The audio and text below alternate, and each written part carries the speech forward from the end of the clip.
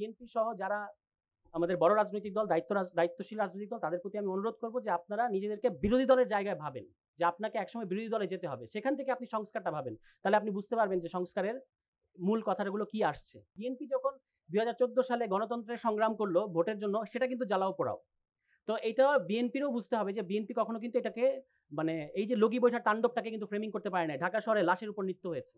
তো আমার বলার কথাটা হচ্ছে, চতুর্দশ সংশোধনী করেছে কিন্তু বিএনপি, কিন্তু সেটার ভিকটিম হয়েছে বিএনপি। কারণ এই লগি বৈঠার তাণ্ডব এবং এরপরে ১/১১ এসছে বাংলাদেশে, যে ১/১১কে শেখ হাসিনা বলেছেন যে ১/১১ আমাদের আন্দোলনের ফসল, এবং ওই ১/১১ হাত ধরে আওয়ামী লীগ ২০০৮ সালে ক্ষমতায় এসছে। ক্ষমতায় এসে কোনো ধরনের কারোর সাথে আলোচনা না করে শেখ হাসিনার প্রায় একক ইচ্ছায় আবারও ২/৩ ক্ষমতার জোরে তারা ওই যে তত্ত্বাবধায়ক সরকার ব্যবস্থা বাতিল করে দিয়েছে, এবং এর ফলে বাংলাদেশ আজকে পর্যন্ত এই যে এই গণ অভ্যুত্থান আগ পর্যন্ত আমরা আওয়ামী ফ্যাসিবাদের মধ্যে ছিলাম।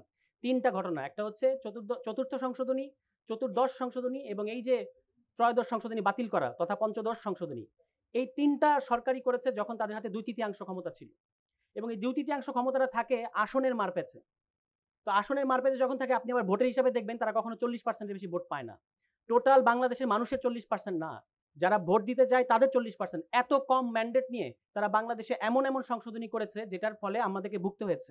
তো এখান থেকেই আমি একটু বিএনপি সহ যারা আমাদের বড় রাজনৈতিক দল দায়িত্বশীল রাজনৈতিক দল তাদের প্রতি আমি অনুরোধ করব যে আপনারা নিজেদেরকে বিরোধী দলের জায়গায় ভাবেন, যে আপনাকে একসময় বিরোধী দলে যেতে হবে, সেখান থেকে আপনি সংস্কারটা ভাবেন। তাহলে আপনি বুঝতে পারবেন যে সংস্কারের মূল কথাগুলো কি আসছে।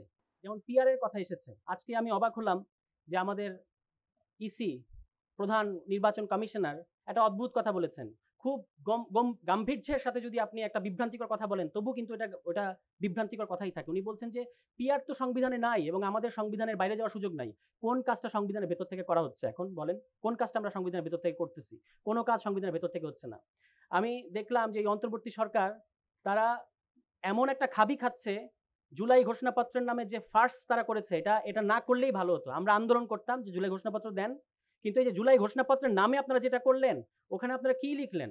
বললেন যে জনগণের অভিপ্রায় নাকি যে সংবিধানের ১০৬ এর অধীনে সরকার গঠিত হবে, এটা নাকি জনগণের অভিপ্রায়।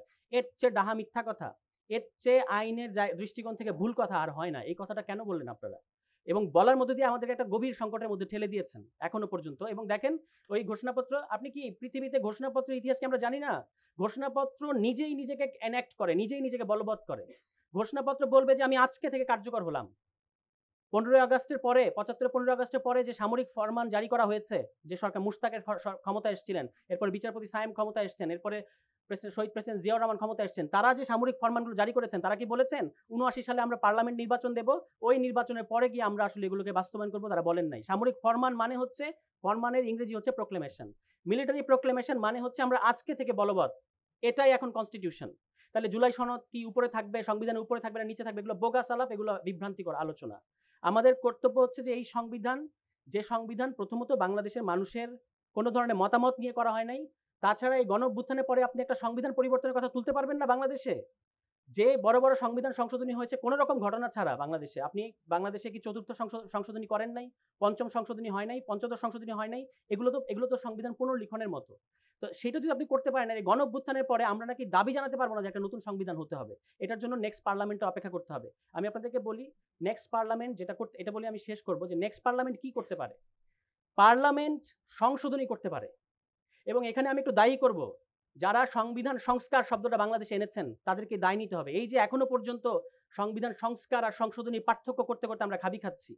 সংস্কার বলতে আসলে কিছু হয় না, হয় আপনাকে সংবিধান পুনর্লিখন করতে হবে অথবা সংশোধনী করতে হবে। পার্লামেন্টে আপনি সংবিধান সংশোধনী করতে পারবেন। সংবিধান সংশোধনী মানে হচ্ছে যে অলরেডি মানে যে আমি এই সংবিধানের অধীনে সংশোধনী করতেছি, এই সংশোধনী কখনো এই সংবিধানকে আউটলিভ করবে না। অর্থাৎ এটাকে বলা হয় যে ডেরিভেটিভ পাওয়ার, যেটা এই সংবিধানের ভেতর থেকে আপনি আহরণ করছেন এই ক্ষমতাটা, এটা হলো সংবিধান সংশোধনীর ক্ষমতা। কিন্তু বাংলাদেশে আমরা ইতিমধ্যে এই কমিশন, যে কমিশনের আমরা এত সমালোচনা করতেছি, এত দুর্বল কমিশন, এত ত্রুটিপূর্ণ কমিশন, এই কমিশনেও যে সমস্ত প্রস্তাব এসেছে, এগুলো তো ইতিমধ্যে এই সংবিধানের বেসিক স্ট্রাকচার নাকি গাল ভরা কথা আপনারা বলেন, এগুলোকে ছাপিয়ে গেছে। তাহলে যদি ছাপিয়ে যায়, এটা তো আর সংশোধনী আর পার্লামেন্টে আপনি করতে পারবেন না। এটা পার্লামেন্টে করা যাবে না। দয়া করে এই জিনিসটা থেকে আসেন। তো একটু আগে আমার ভাই প্রশ্ন করছেন না যে আপনাদের গণভোটে এত মজা লাগে, গণপরিষদে এত মজা লাগে, তো জাতীয় সংসদে আপনাদের অসুবিধা কোথায়? তো প্রশ্নটা উল্টো করে করি, জাতীয় সংসদ এত ভালো, গণপরিষদের সমস্যা কি? গণপরিষদ তো নির্বাচন, এবং আপনারা বলেন যে জাতীয়, এবং দেখেন কি কাণ্ডটা করেছেন ওনারা, একটা বলতেছেন যে জাতীয় নির্বাচন, আর একটা হচ্ছে গণপরিষদ নির্বাচন। আরে ভাই, গণপরিষদ নির্বাচন তো জাতীয় নির্বাচন। বাংলাদেশে ৭০ সালের যে নির্বাচন হয়েছে এটা কি জাতীয় নির্বাচন না? আপনার দেশে যদি এমন পরিস্থিতি আসে যখন আপনাকে সংবিধানের মেজর পরিবর্তন করতে হবে, আবার আপনাকে সরকারও পরিচালনা করতে হবে, তখন এই গণপরিষদের মতো একটা পরিস্থিতি তৈরি করতে হয়। তো গণপরিষদে আমি জিজ্ঞেস করতেছি, একটু পরে আমাদের প্রিয় মাহাদি আমিন ভাই কথা বলবেন। তো মানে জাতীয় সংসদ নির্বাচনে যদি আমাদের সমস্যা না থাকে, তাহলে গণপরিষদ নির্বাচনের সমস্যা কোথায়? যারা জাতীয় সংসদ নির্বাচনে সংখ্যাগরিষ্ঠতা পাবে, তারা কেন গণপরিষদে পাবে না? একটু বুঝিয়ে বলেন। আমি তো এটা বুঝতে চাই। আর গণভোটের সমস্যা কি? আমরা প্রিসাইজলি শহীদ প্রেসিডেন্ট জিয়াউর রহমানের লাইন ফলো করছি। এটা আমাদেরকে করতে দিচ্ছেন না কেন? উনি তো গণভোট করেছেন। উনি তো ১৯৭৮ সালের ১৭ এপ্রিল একটা মানে দ্বিতীয় সংবিধান কি বলে এটাকে, সামরিক ফরমান, একদম নোট করেন আপনারা যারা পরবর্তীতে আমাকে চ্যালেঞ্জ করতে চান। ১৯৭৮ সালের ১৭ এপ্রিল দ্বিতীয় সামরিক ফরমানের দ্বাদশ সংশোধনীর মধ্য দিয়ে উনি বলেছেন যে নেক্সট যে ইলেকশন হবে, এই ইলেকশন হবে একই সাথে কনস্টিটিউয়েন্ট অ্যাসেম্বলি ইলেকশন এবং পার্লামেন্ট ইলেকশন। এই কথাটা উনি বলেছেন। আজকে আমরা বললে আমাদেরকে শুনতে হয় যে এটা আপনারা কোথায় পাইছেন? এটা আমরা শহীদ প্রেসিডেন্ট জিয়াউর রহমানের কাছ থেকে পেয়েছি, এটা আমরা বিএনপির ইতিহাস থেকে পেয়েছি। দুর্ভাগ্যজনক ব্যাপার হচ্ছে আজকে বিএনপির ওই ইতিহাসটা মানতে চাচ্ছে না বা স্বীকার করতে চাচ্ছে না।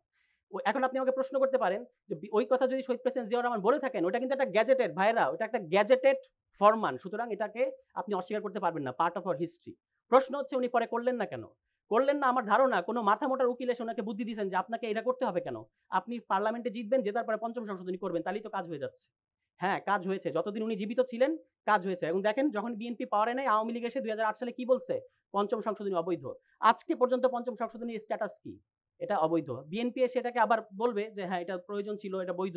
কিন্তু এই যে সংশোধনীর এই খেলাটা, আপনার কাছে পাওয়ার থাকলে আপনি সংশোধনী করবেন, আরেকজন এসে বলবে অবৈধ, আবার আরেকজন এসে সংবিধান ত্রয়োদশ সংশোধনী বাতিল করলো, আবার পঞ্চদশ সংশোধনী হয়েছে, আবার পঞ্চদশ সংশোধনীকে আপনি বাতিল করতেছেন। এই খেলাটা থেকে আমরা বেরোতে চাচ্ছি। এ কারণেই সংবিধানের মেজর রিফর্মের প্রশ্নে দয়া করে আমাদেরকে পার্লামেন্ট দেখায়েন না। আমরা বলছি যে টাইম ফ্রেমে সবাই একমত হয়েছে, ডিসেম্বর, ফেব্রুয়ারি, যেই টাইম ফ্রেমে আমরা সবাই একমত হয়েছি, ওই টাইম ফ্রেমে নির্বাচন করেন, কোনো আপত্তি নাই। কিন্তু নির্বাচিত সরকার গিয়ে সংস্কার করবে, এইটা বলেন না আমাদেরকে। আপনারা বলেন যে আমরা সংস্কারের ভিত্তিতে পরবর্তী নির্বাচন করব, এবং লিগ্যাল ফ্রেম অর্ডার আছে, অধ্যাদেশ করা যাবে, প্রেসিডেন্ট। আচ্ছা, আমি আরেকটা প্রশ্ন করে শেষ করি। সেটা হচ্ছে এই যে আমাদেরকে অ্যানার্কির ভয় দেখান, যে অ্যানার্কি হয়ে যাবে, মহাভারত অশুদ্ধ হয়ে যাবে। ১৯৭১ সালের ১৬ই ডিসেম্বর যখন দেশ স্বাধীন হয়েছে, ১৭ই ডিসেম্বর থেকে ১৯৭২ সালে ১৫ই ডিসেম্বর পর্যন্ত বাংলাদেশ কোন সংবিধান দ্বারা চলেছে? আপনার তো সংবিধান এসেছে ১৯৭২ সালের ১৬ই ডিসেম্বর। তো ১৯৭১, এই যে এক বছর, ১৯৭১ সালের ১৭ই ডিসেম্বর থেকে ১৯৭২ সালের ১৫ই ডিসেম্বর কোন সংবিধান দ্বারা বাংলাদেশ পরিচালিত হয়েছে? তখন কি হয়েছে? কিছুই হয়নি। রাষ্ট্রপতি পদত্যাগ চাইলে আপনারা বলেন স্পিকার কি আছে? দয়া করে এগুলো বলেন না। মোশতাক সাহেব কিন্তু কোনো স্পিকারের কাছে পদত্যাগ করেন নাই। আইয়ুব কোনো স্পিকারের কাছে পদত্যাগ করেন নাই। কিন্তু মোশতাক সাহেবের ওই সময় সংবিধান কিন্তু বহাল ছিল। তবু স্পিকারের কাছে পদত্যাগ করেন নাই, তিনি বিচারপতি সায়েমের কাছে পদত্যাগ করেছেন। ফলে যদি আমরা একমত হতে পারি, এই স্পিকার কিংবা নেক্সট পার্লামেন্ট এগুলো কোনো ইস্যু না। তো আমি এই বলে যেটা বলতে চাইবো, আমি যেটা ডকুমেন্ট যেটা দেখতে পেয়েছি অলরেডি সনদের মধ্যে, এখানে কিন্তু মারাত্মক গোঁজামিল আছে, এবং জনগণের অভিপ্রায়ের নামে যে 106 কনস্টিটিউশন 106, মানে আপনি শেখ হাসিনার রাষ্ট্রপতির কাছে, শেখ হাসিনার প্রধান বিচারপতির কাছে রেফারেন্স পাঠাচ্ছে যে গণ অভ্যুত্থানের পরে এই সরকার গঠন করা যাবে কিনা। এটা তো এর চেয়ে আমাদেরকে বলেন যে আমাদেরকে বিষ দেন, আমরা বিষ খেয়ে মারা যাই। আর শেখ হাসিনার রাষ্ট্রপতি, শেখ হাসিনার প্রধান বিচারপতির কাছে রেফারেন্স পাঠাচ্ছে। আলোচনার নামে বিভ্রান্তি ছড়াচ্ছি, এবং যে কথাগুলো ইতিমধ্যে এসেছে, একটু আগে আমার প্রিয় ভাই বলেছেন, আমি একটু দুঃখের সাথে বলতে চাই, এগুলো অনেকগুলো উনার আশঙ্কা অমূলক এবং অনেকগুলো ধারণা বিভ্রান্তিকর। যেমন ১ নম্বরে উনি বলেছেন যে সার্বভৌম সংসদ, পৃথিবীতে সার্বভৌম সংসদ বলতে কোনো ধারণা নাই। এই ধারণা থেকেই আমাদেরকে প্রথমত বেরোতে হবে। আমাদের যে ৯০-এর ৩ জোটের রূপরেখার কথা আমরা বলি, যেটা নিয়ে আজকে পর্যন্ত আলোচনা হয়, মানে একটা হিস্টোরিক্যাল রেফারেন্স হিসেবে, ওই ৯০-এর ৩ জোটের রূপরেখার প্রধান সমস্যা ছিল যে ওখানে বলা হয়েছে যে সার্বভৌম সংসদ তারা কায়েম করবে। তো সার্বভৌম সংসদ কায়েম করার অর্থ হচ্ছে এই সংসদে কি করতে পারবেন আপনি? আপনি সংসদে দাঁড়িয়ে বলতে পারবেন আজকে থেকে আগামী ৫ বছরের জন্য এই সরকারের ক্ষমতা বিস্তৃত করা হলো, যেটা বাকশালে করা হয়েছিল। আপনারা মনে করে দেখেন, চতুর্থ সংশোধনী পার্লামেন্টে দাঁড়িয়ে ২/৩ জোরে বলছে যে আজকে থেকে এই সংসদ আরো ৫ বছর বাড়িয়ে দেওয়া হলো, এবং আপনাদেরকে ধরে নিতে হবে এটা নির্বাচিত সংসদ। এই হচ্ছে সার্বভৌম সংসদের মানে মাজেজা বা মজা, ঠিক আছে? তো যতবার আমাদের এখানে দলগুলোর কাছে ২/৩ ক্ষমতা ছিল, তারা এমন সংবিধানের সংশোধনী এনেছে যেটা আমাদের রাষ্ট্রকে গভীর সংকটের দিকে ঠেলে দিয়েছে। আমি আপনাদেরকে ৩টা উদাহরণ দেব। একটা তো বাকশালের কথা আমি বললাম, যখন ২/৩ ছিল, এবং ২/৩ ফলে যে সংবিধান সংশোধনী করেছে যে রাষ্ট্রের ফান্ডামেন্টাল ক্যারেক্টারই বদলে দিয়েছে। এরপরে 2001 সালে যখন বিএনপি সরকার ক্ষমতায় আসে তারা চতুর্দশ সংশোধনী করে, আপনারা জানেন 2004 বা 5 এর দিকে। এবং সেই চতুর্দশ সংশোধনী কি ছিল যে বিচারপতি অবসরের বয়স বাড়ানো 65 থেকে 67 করা। এবং এটার উদ্দেশ্য ছিল নিজেদের পছন্দের একজন ব্যক্তিকে তত্ত্বাবধায়ক সরকারের প্রধান বানানো।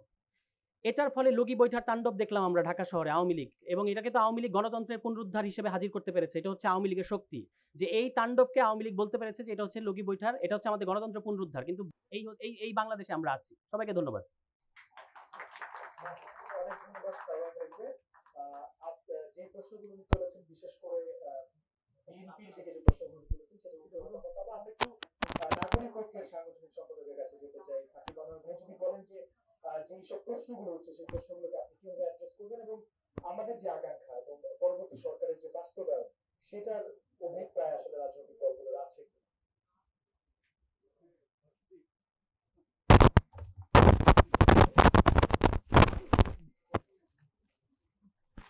রূপান্তরের একটা খুব ভাইটাল মোমেন্টে এসে বৈষম্য বিরোধী ছাত্র আন্দোলন জুলাই সনদ, যেটা প্রায় তৈরি হয়ে গেছে বা রাজনৈতিক দলগুলোর হাতে গেছে, সেটা নিয়ে আলোচনা করছে।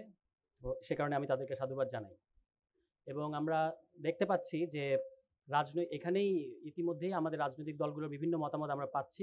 তাতে করে বোঝা যাচ্ছে যে আমাদের সামনের পথটা আসলে খুব কঠিন, কারণ আমরা আলোচনার নামে বিভ্রান্তি ছড়াচ্ছি।